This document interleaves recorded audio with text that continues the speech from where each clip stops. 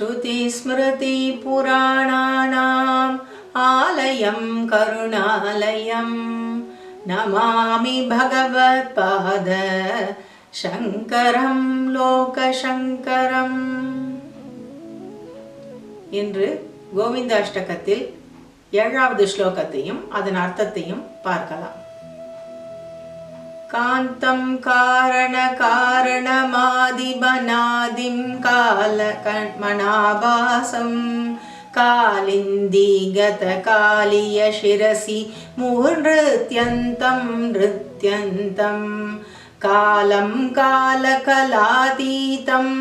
கலிதாசேஷம் கலிதோஷக்னம் காலத்ரயகதிஹேதும் பிரணமத கோவிந்தம் பரமானந்தம் கோவிந்தம் பரமானந்தம் பஜ கோவிந்தம் பரமானந்தம் கோவிந்தம் பரமானந்தம் பஜ கோவிந்தம் பரமானந்தம்.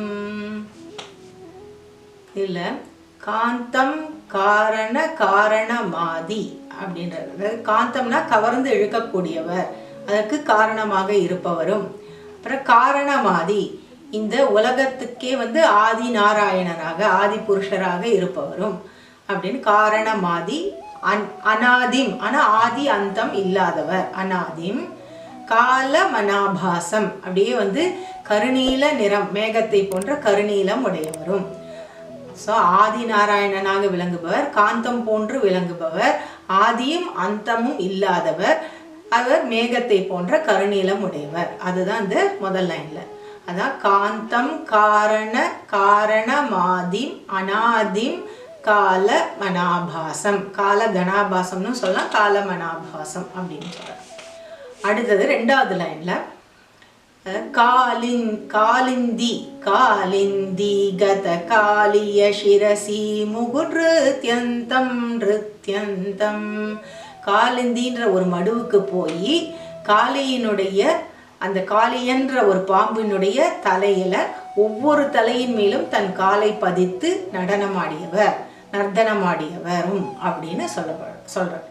அதான் காலிந்தி கத காலிய சிரசி முகுர்த்யந்தம் நிருத்யந்தம். அடுத்த 3வது லைன்ல காலம் கால கலாதீதம் கலிதாசேஷம் கலிதோஷக்னம். காலம் கால கலாதீதம், காலம்ன்றதுக்கு காலத்தை நிர்ணயிப்பவர். காலம் கால கலாதீதம் அதுக்கெல்லாம் காலத்துக்கெல்லாம் அப்பாற்பட்டவரும்.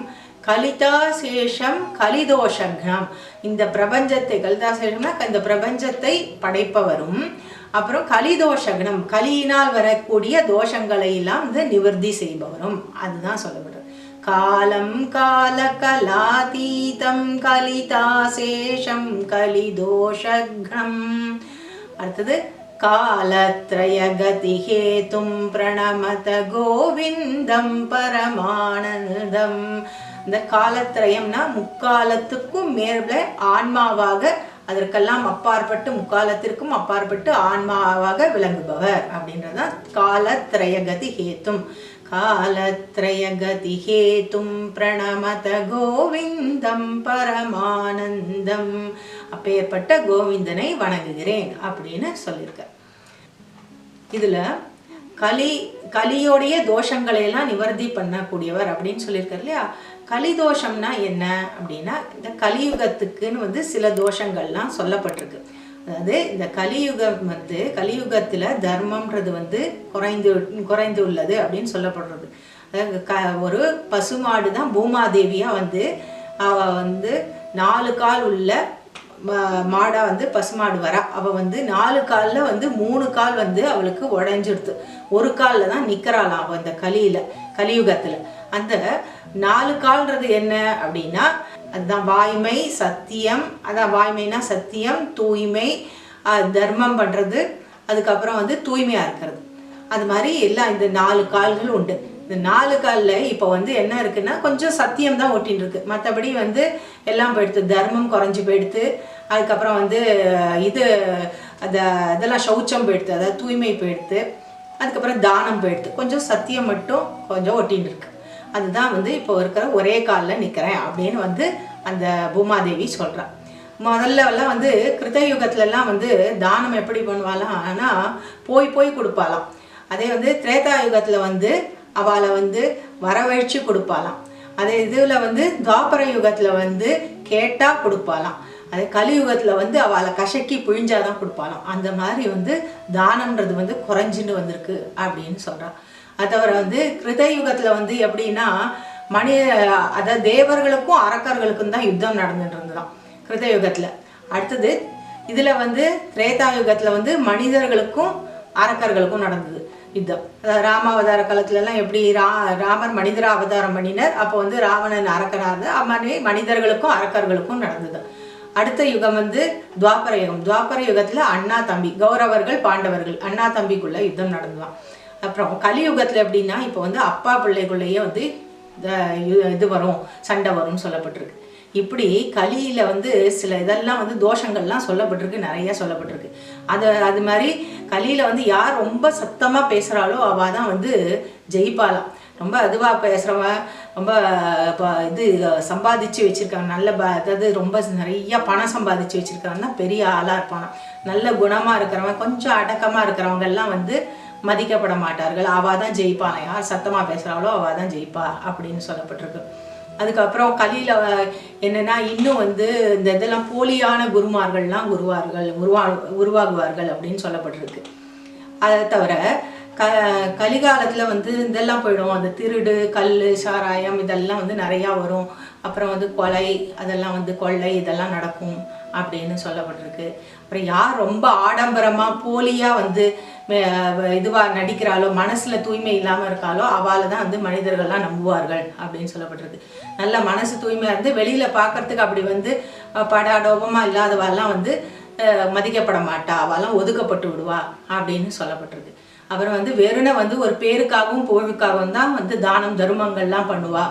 அதை வந்து உண்மையான இதோட பண்ண மாட்டா. ஆடம்பரமான வாழ்க்கை தான் வந்து மதிக்கப்படுவா. அது அவளை தான் வந்து மதிப்பார்கள். யாரெல்லாம் ரொம்ப ஆடம்பரமாக வாழ்கிறாளோ அவளை தான் மதிப்பார்கள் அப்படின்னு சொல்லப்பட்டிருக்கு. இப்படி தர்மம்ன்றது வந்து அப்படி ஒத்த காலில் வந்து நிற்கிறது அப்படின்னு நிறைய சொல்லியிருக்கு. இன்னும் நிறையா பசி, பட்னி, பஞ்சம்லாம் வரும். அதுக்கப்புறம் வந்து ஒரு கிருமிகளாலெல்லாம் வந்து தாக்கங்கள்லாம் ஏற்பட்டு நிறையா பேர் மடிவார்கள். ஆயுசுன்றது 50 வயசு தான் வந்து அவளுடைய ஒருத்தருடைய ஆயுளே இருக்கும். அது மாதிரி மந்த புத்தியாக இருப்பா. அப்புறம் வந்து ரொம்ப ஆயுள் குறைவாக இருக்கும். அவளுக்கு வந்து பலமும் குறைவாக இருக்கும். கிரகிப்பு தன்மையெல்லாம் குறைஞ்சி போயிடும். காலம் பருவநிலைகள்லாம் மாறி மாறி வரும். வரிகள்லாம் வந்து நிறையா விதிப்பா. பசி, பட்னி, பஞ்சத்தினாலே இலை, தழை, வேரெல்லாம் வந்து சாப்பிடுவாளாம். அதுக்கப்புறம் வேதாந்தங்கள்லாம் தப்பாக பண்ணப்படுமா. பிரச்சாரம் வந்து தப்பாக பண்ணப்படும். மத பிரச்சாரங்கள்லாம் தப்பாக வந்து மாற்றி சாஸ்திரங்கள்லாம் வந்து எழுதப்பட்டு அவையெல்லாம் வந்து செய்யப்படும். அதனால இது மாதிரி நிறைய கலியில தோஷங்கள் இருக்குது அப்படின்னு நான் சொல்லலை, வியாச பகவான் வேதவியாசர் எழுதி வச்சிருக்கார். அந்த மாதிரி இப்போ கலிதோஷங்கள்லாம் வந்து நிவர்த்தி ஆகணும். கலிதோஷத்தில் வந்து நம்மெல்லாம் வந்து பாதிக்காமல் நம்ம காப்பாற்றப்படணும்னா பகவானுடைய நாமத்தை வந்து சங்கீர்த்தனம் பண்ணணும். பகவான் நாம சங்கீர்த்தனங்கள், சத்சங்கங்கள், பாகவத பாராயணங்கள், நாராயணிய பாராயணம், இந்த மாதிரி நிறையா ஸ்லோகங்கள், பஜன்கள், அதெல்லாம் வந்து பகவான் எங்கெங்கே வந்து இந்த பாராயணம்லாம் நடத்தப்படுறதோ, கிருஷ்ணரை எங்கெல்லாம் வந்து தியானம் பண்ணுறோமோ அங்கெல்லாம் வந்து இந்த கலிதோஷமானது அண்டாது அப்படின்னு சொல்லப்பட்டிருக்கு. நாம சங்கீர்த்தனம் யஸ்ய சர்வ பாப பிரணாசனம் பிரணாமோ துக்க சமனஸ்தம் நமாமி ஹரிம் பரம். அதனால ஹரியை தியானித்து நாம் இந்த கலிதோஷங்களிலிருந்து விமோச்சனம் அடைய வேண்டும் என்று சொல்லிக்கப்பட்டது. இதுதான் வந்து இதில் வந்து விளக்கமாக வந்து ஆதிசங்கர பகவத்பாதர் பாடியிருக்கார். இந்த ஸ்லோகத்தில் மூலமாக நம்ம தெரிஞ்சுக்கிறோம். இன்றைக்கு நாம் 7வது ஸ்லோகத்தையும் அதன் அர்த்தத்தையும் கோவிந்தாஷ்டகத்தில் பார்த்தோம். அடுத்த வீடியோவில் 8வது ஸ்லோகத்தையும் அதன் அர்த்தத்தையும் பார்க்கலாம். லோகா சமஸ்தா சுகினோ பவந்து. இந்த வீடியோவை லைக் பண்ணுங்க, ஷேர் பண்ணுங்க, கமெண்ட்ஸ் பண்ணுங்க. இந்த சேனலை சப்ஸ்கிரைப் பண்ணுங்க. இந்த வீடியோ வந்து உங்களுக்கு உடனுக்குடனே கிடைக்கணும்னா சப்ஸ்கிரைப் பட்டனுக்கு பக்கத்தில் ஒரு பெல் இருக்கிறது, அந்த பெல்லை வந்து ப்ரெஸ் பண்ணுங்க. நமஸ்காரம், வணக்கம்.